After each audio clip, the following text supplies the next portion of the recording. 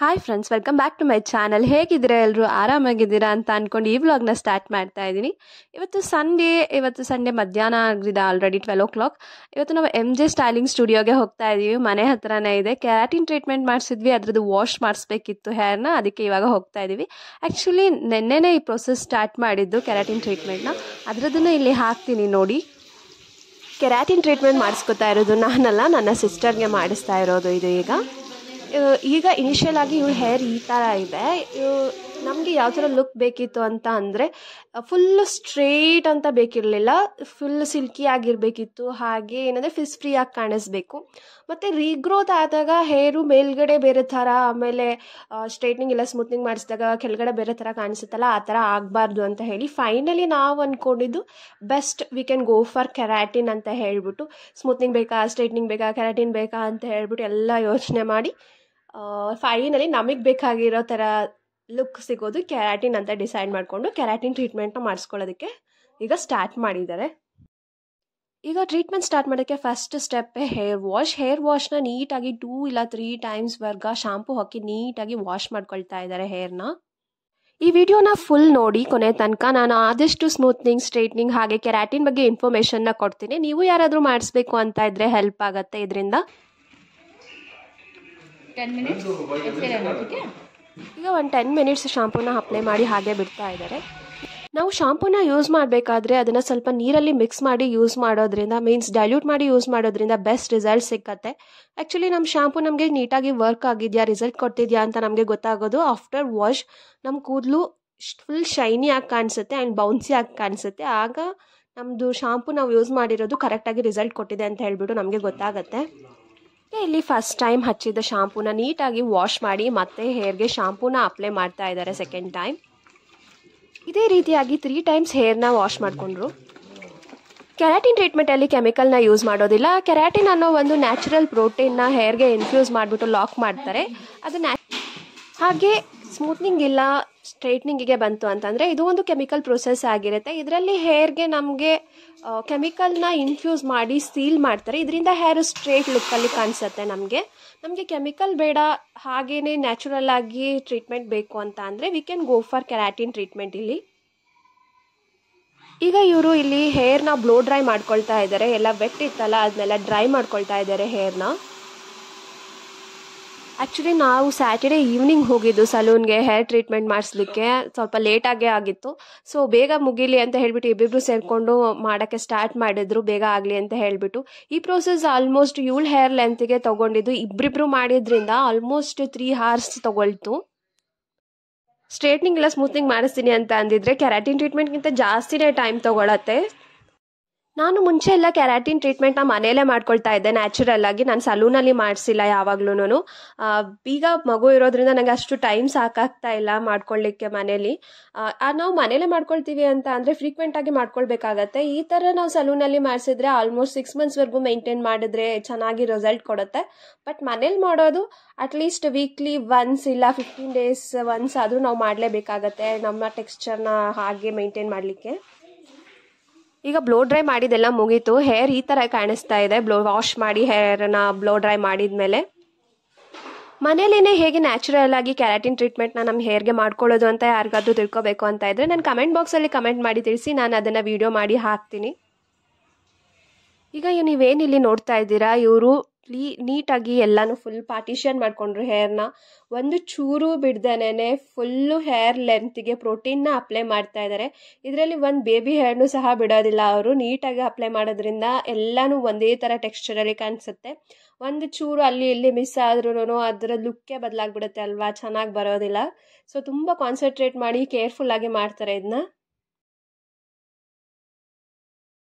ಇನ್ನು cost wise ಬಂದರೆ keratin treatment smoothening ಮತ್ತು ಸ್ಟ್ರೈಟ್ನಿಂಗ್ ಅಂತ ಸ್ವಲ್ಪ ಕಮ್ಮಿನೇ ಆಗುತ್ತೆ. ಈ ಟ್ರೀಟ್ಮೆಂಟು ಸ್ವಲ್ಪ ಲಾಂಗ್ ಲಾಸ್ಟಿಂಗ್ ಆಗಿ ಉಳ್ಕೋಬೇಕಂತಂದರೆ ನಾವು ಸ್ವಲ್ಪ ಟಿಪ್ಸ್ನ ಫಾಲೋ ಮಾಡಬೇಕಾಗತ್ತೆ. ಏನು ಟಿಪ್ಸ್ನ ನಾವು ಫಾಲೋ ಮಾಡಿದ್ರೆ ಲಾಂಗ್ ಲಾಸ್ಟಿಂಗ್ ಆಗುತ್ತೆ ಅಂತ ಹೇಳಿಬಿಟ್ಟು ನಾನು ಈ ವಿಡಿಯೋದಲ್ಲಿ ನಿಮಗೆ ತಿಳಿಸ್ತೀನಿ. ಈ ವಿಡಿಯೋನ ಕಂಪ್ಲೀಟ್ ನೋಡಿ. ಹಾಗೆ ಯಾರಾದರೂ ನನ್ನ ಚಾನಲ್ನ ಇನ್ನೂ ಸಬ್ಸ್ಕ್ರೈಬ್ ಮಾಡಿಲ್ಲ ಅಂದರೆ ಪ್ಲೀಸ್ ಸಬ್ಸ್ಕ್ರೈಬ್ ಮಾಡಿಕೊಡಿ. ನೀವು ಸಬ್ಸ್ಕ್ರೈಬ್ ಮಾಡಿದರೆ ನನಗೂ ಇನ್ನೂ ಜಾಸ್ತಿ ವೀಡಿಯೋಸ್ ಮಾಡೋದಕ್ಕೆ ಮೋಟಿವೇಶನ್ ಸಿಕ್ಕತ್ತೆ. ಪ್ರೋಟೀನ್ನ ಈಗ ಹೇರ್ ಲೆಂತ್ ಪೂರ್ತಿಯಾಗಿ ಅಪ್ಲೈ ಮಾಡಿ ಆಗಿದೆ. ಅಪ್ಲೈ ಮಾಡಿದಾದ್ಮೇಲೆ ಈ ರೀತಿ ಒಂದು ಪ್ಲಾಸ್ಟಿಕ್ ಕವರಿಂದ ಹೇರ್ನ ಪೂರ್ತಿಯಾಗಿ ವ್ರ್ಯಾಪ್ ಮಾಡ್ತಾ ಇದ್ದಾರೆ. ಹಾಗೆ ವ್ರ್ಯಾಪ್ ಮಾಡಿ ಒಂದು ಹಾಫ್ ಆನ್ ಅವರ್ ಅದೆಲ್ಲ ಪ್ರೋಟೀನ್ ನೀಟಾಗಿ ಹೇರ್ಗೆ ಕೂರ್ಲಿ ಅಂತ ಹೇಳಿಬಿಟ್ಟು ಬಿಟ್ಟಿದ್ರು. ಕೆರಾಟಿನಲ್ಲಿ ನಮಗೆ 30-40% ಅಷ್ಟು ಸ್ಟ್ರೇಟ್ ಲುಕ್ ಸಿಗುತ್ತೆ ಹೇರ್ಗೆ. ಬಟ್ ಇದು ನಮ್ಮ ಹೇರ್ ಟೆಕ್ಸ್ಚರ್ ಮೇಲೂ ಡಿಪೆಂಡ್ ಆಗಿರುತ್ತೆ. ನಮ್ದು ಏನಾದರೂ ಸ್ಟ್ರೇಟ್ ಹೇರ್ ಇತ್ತು ಅಂತ ಹೇಳಿದ್ರೆ ಇನ್ನೂ ಜಾಸ್ತಿ ಸ್ಟ್ರೇಟ್ನೆಸ್ನ ನಾವು ಎಕ್ಸ್ಪೆಕ್ಟ್ ಮಾಡ್ಬೋದು. ಹಾಗೆ ಸ್ಮೂತ್ನಿಂಗ್ಗೆ ಬಂತು ಅಂತ ಅಂದರೆ 80% ಅಷ್ಟು ಸ್ಟ್ರೇಟ್ ಲುಕ್ನ ಎಕ್ಸ್ಪೆಕ್ಟ್ ಮಾಡ್ಬೋದು. ಮತ್ತು ಸ್ಟ್ರೇಟ್ನಿಂಗ್ಗೆ ಬಂತು ಅಂತ ಅಂದರೆ 90% ಅಷ್ಟು ಸ್ಟ್ರೇಟ್ ಲುಕ್ನ ಎಕ್ಸ್ಪೆಕ್ಟ್ ಮಾಡ್ಬೋದು. ಈ ಮೂರರಲ್ಲೂ ಹೇರು ಫ್ರೀ ಆಗಿರುತ್ತೆ, ಹಾಗೆ ಶೈನಿ ಆಗಿ ಕಾಣುತ್ತೆ. ಈಗ ಹಾಫ್ ಆನ್ ಅವರ್ ಆಗಿದೆ, ಆಗಲೇ ವ್ರ್ಯಾಪ್ ಮಾಡಿದ್ರಲ್ಲ ಅದನ್ನು ರಿಮೂವ್ ಮಾಡಿಬಿಟ್ಟು ಹೇರ್ನ ಕೋಮ್ ಮಾಡಿ ಮತ್ತೆ ಬ್ಲೋ ಡ್ರೈ ಮಾಡ್ತಾ ಇದ್ದಾರೆ. ಹೇರ್ನ ಬ್ಲೋ ಡ್ರೈ ಮಾಡಬೇಕಾದ್ರೆ ಸ್ವಲ್ಪ ಕಣ್ಣು ಉರಿಯುತ್ತೆ, ಬಿಕಾಸ್ ಆಗಲೇ ಪ್ರೋಟೀನ್ ಹಾಕಿದ್ರಲ್ಲ ಹೇರ್ಗೆ ಅಪ್ಲೈ ಮಾಡಿದ್ರಿಂದ ಬ್ಲೋ ಡ್ರೈ ಮಾಡಬೇಕಾದ್ರೆ ಆ ಪ್ರೋಟೀನ್ದೆಲ್ಲ ಸ್ವಲ್ಪ ಕಣ್ಣು ಜಾಸ್ತಿನೇ ಉರಿಯುತ್ತೆ. ನೀವೇನಾದರೂ ಟ್ರೀಟ್ಮೆಂಟ್ ಮಾಡಿಸ್ಕೊತಾ ಇದ್ರಿ ಅಂತಂದರೆ ಸ್ವಲ್ಪ ಕೇರ್ಫುಲ್ ಆಗಿರಿ. ಬ್ಲೋ ಡ್ರೈ ಮಾಡಬೇಕಾದ್ರೆ ಕಣ್ಣನ್ನ ಕ್ಲೋಸ್ ಮಾಡ್ಕೊಂಡಿರಿ, ಓಪನ್ ಮಾಡಬೇಡಿ. ಈಗ ಬ್ಲೋ ಡ್ರೈ ಮಾಡಿದ್ದೆಲ್ಲ ಆಲ್ಮೋಸ್ಟ್ ಮುಗೀತು. ಬ್ಲೋ ಡ್ರೈ ಮಾಡಿದ ಮೇಲೆ ಹೇರ್ನ ಐರನ್ ಮಾಡ್ತಾ ಇದ್ದಾರೆ ಸ್ಟ್ರೈಟ್ನರ್ನ ಯೂಸ್ ಮಾಡಿ. ಈ ಪ್ರೋಟೀನ್ನ ಎಲ್ಲ ಲಾಕ್ ಮಾಡ್ತಾ ಇದ್ದಾರೆ ಹೇರಲ್ಲಿ. ಇವಾಗಿಂದ ಟಾಸ್ಕ್ ಸ್ಟಾರ್ಟ್ ಆಗುತ್ತೆ ನಮಗೆ. ಆ್ಯಕ್ಚುಲಾಗಿ ಈ ಟ್ರೀಟ್ಮೆಂಟ್ ಮುಗಿದ್ಮೇಲೆ ಯಾವುದೇ ಕಾರಣಕ್ಕೂ ಹೇರ್ಗೆ ನೀರನ್ನು ಟಚ್ ಮಾಡಬಾರ್ದು, ಗಾಳಿಗೆ ಹೋಗಬಾರ್ದು, ಮತ್ತು ಹೇರ್ನ ನೀಟಾಗಿ ನೋಡ್ಕೊಳ್ಬೇಕು. ಹೇರ್ನ ಟೈ ಮಾಡೋಂಗಿಲ್ಲ, ಮತ್ತು ಹೇರ್ ಬ್ಯಾಂಡ್ಸ್ ಯೂಸ್ ಮಾಡೋಂಗಿಲ್ಲ, ಮತ್ತು ಕ್ಲಚಸ್ ಆಗಲಿ ಕ್ಲಿಪ್ಸ್ ಆಗಲಿ ಏನೂ ಹಾಕೋಂಗಿಲ್ಲ. ಫುಲ್ಲು ಫ್ರೀ ಹೇರ್ ಬಿಟ್ಕೊಂಡು ನೀಟಾಗಿ ನೋಡ್ಕೊಬೇಕು. ಮತ್ತು ಕಿವಿ ಹಿಂದೆನೂ ಸಹ ಹೇರ್ನ ಹಾಕೋಂಗಿಲ್ಲ, ಹಾಗೆ ಸ್ಟ್ರೈಟಾಗೇ ಬಿಟ್ಟಿರಬೇಕು. ಬಿಕಾಸ್ ನೆಕ್ಸ್ಟ್ ಡೇ ಮೀನ್ಸ್ ಅದು ಲುಕ್ ಹಾಗೆ ಉಳಿಬೇಕು ಅಂತಂದರೆ ಹಾಗೆ ಇರಬೇಕು. ನೆಕ್ಸ್ಟ್ ಡೇ ನಮಗೆ ವಾಶ್ ಇರುತ್ತೆ, ವಾಶಿಗೆ ಬರಬೇಕಾಗತ್ತೆ ಹೇರ್ ವಾಶ್ಗೆ. ಇದೆಲ್ಲ ಮುಗಿದ್ಮೇಲೆ ಈ ಥರ ಲುಕ್ ಬಂದಿದೆ, ತುಂಬ ಚೆನ್ನಾಗಿ ಕಾಣಿಸ್ತಾ ಇದೆ ಲುಕ್. ಇದು ನಾವು ನೆಕ್ಸ್ಟ್ ಡೇ ನಾವು ಹೇರ್ ವಾಶ್ಗೆ ಅಂತ ಬಂದಿದ್ದೀವಿ. ನಾವು ಕೆರಾಟಿನೇ ಮಾಡಿಸ್ಲಿ, ಸ್ಮೂತ್ನಿಂಗೇ ಮಾಡಿಸ್ಲಿ, ಇಲ್ಲ ಸ್ಟ್ರೇಟ್ನಿಂಗೇ ಮಾಡಿಸ್ಲಿ, ನೆಕ್ಸ್ಟ್ ಡೇ ವಾಶ್ ಇದ್ದೇ ಇರುತ್ತೆ. ನಾವು ವಾಶ್ಗೆ ಅಂತ ಹೇಳಿಬಿಟ್ಟು ಬರಲೇಬೇಕಾಗತ್ತೆ. ಹೇರ್ ವಾಶ್ನ ಮಾಡೋಕ್ಕಿಂತ ಮುಂಚೆನೇ ಒಂದ್ಸಲ ಹೇರ್ನ ಕೋಮ್ ಮಾಡಿ ಆಮೇಲೆ ಹೇರ್ನ ನೀಟಾಗಿ ಐರನ್ ಮಾಡ್ಕೊಳ್ತಾ ಇದ್ದಾರೆ. ನಾವು ಹೇರ್ನ ಸ್ಟ್ರೇಟ್ನಿಂಗ್ ಇಲ್ಲ ಸ್ಮೂತ್ನಿಂಗ್ ಮಾಡಿಸ್ತೀವಿ ಅಂತ ಅಂದಾಗ ಹೇರ್ ವಾಲ್ಯೂಮ್ ಬಂದ್ಬಿಟ್ಟು ಆಫ್ಟರ್ ಸ್ಮೂತ್ನಿಂಗ್ ಆರ್ ಸ್ಟ್ರೇಟ್ನಿಂಗ್ ಸ್ವಲ್ಪ ಥಿನ್ ಅಂತ ಅನಿಸುತ್ತೆ. ಬಟ್ ಕೆರಾಟಿನ್ ಮಾಡಿಸ್ಬೇಕಾದ್ರೆ ಹೇರ್ ವಾಲ್ಯೂಮಲ್ಲಿ ನಮ್ಗೆ ಅಷ್ಟೊಂದೇನು ಡಿಫ್ರೆನ್ಸ್ ಅಂತ ಅನಿಸಲ್ಲ. ಎಲ್ಲದರಲ್ಲೂ ಸಿಲ್ಕಿ ಸ್ಟ್ರಕ್ಚರ್ ಇರುತ್ತೆ, ಹಾಗೆ ಫ್ರೀ ಆಗಿರುತ್ತೆ, ಮತ್ತು ಸ್ಟ್ರೇಟ್ ಲುಕ್ ಕಾಣಿಸುತ್ತೆ. But depends upon texture of the hair ಆಗಿರುತ್ತೆ.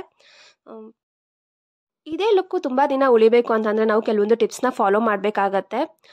ಆ್ಯಕ್ಚುಲಾಗಿ ನಾವು ಸಲೂನಲ್ಲಿ ಆಫ್ಟರ್ ದಿ ಟ್ರೀಟ್ಮೆಂಟ್ ನಮಗೆ ಏನು ಶಾಂಪು ಮತ್ತು ಕಂಡೀಷನರ್ನ ಕೊಡ್ತಾರೆ, ಪ್ರತಿ ಹೇರ್ ವಾಶಲ್ಲೂ ನಾವು ಅದೇ ಶಾಂಪು ಹಾಗೆ ಕಂಡೀಷನರ್ನ ಯೂಸ್ ಮಾಡಬೇಕು. ಅದು ಸಲ್ಫೇಟ್ ಫ್ರೀ ಹಾಗೆ ಪ್ಯಾರಾಬೆನ್ ಫ್ರೀ ಆಗಿರುತ್ತೆ. ಮತ್ತು ನಾವು ಕೋಮ್ನ ಆಡ್ತಾ ಇರಬೇಕು ಹೇರ್ನ. ಜೊತೆಗೆ ಹೇರ್ ಸ್ಪಾನ ಅಟ್ಲೀಸ್ಟ್ 2 months ಇಲ್ಲ 1 month ಒಂದ್ಸಲ ನಾವು ತೊಗೊಳ್ಬೇಕಾಗತ್ತೆ. ಅದಿಲ್ಲ ಅಂತಂದರೆ ಮನೆಯಲ್ಲೇ ನಾವು ಏನಾದರೂ ಹೇರ್ ಮಾಸ್ಕ್ ಏನಾದರೂ ಯೂಸ್ ಮಾಡಬೇಕು. ಹಾಗೆ ಅಪ್ ಟು 8 to 10 days ನಾವು ಹೇರ್ನ ಟೈ ಮಾಡ್ದೇ ಇರೋದಕ್ಕೆ ಟ್ರೈ ಮಾಡಬೇಕಾಗತ್ತೆ. ಹಾಗೆ ಗಾಳಿಗೆ ಜಾಸ್ತಿ ಹೋಗ್ದೇನೆ ಹೇರ್ನ ಸ್ವಲ್ಪ ಕವರ್ ಮಾಡ್ಕೊಂಡು ಹೋಗಬೇಕು ಅಂತಾನೆ ಇದ್ದರೆ.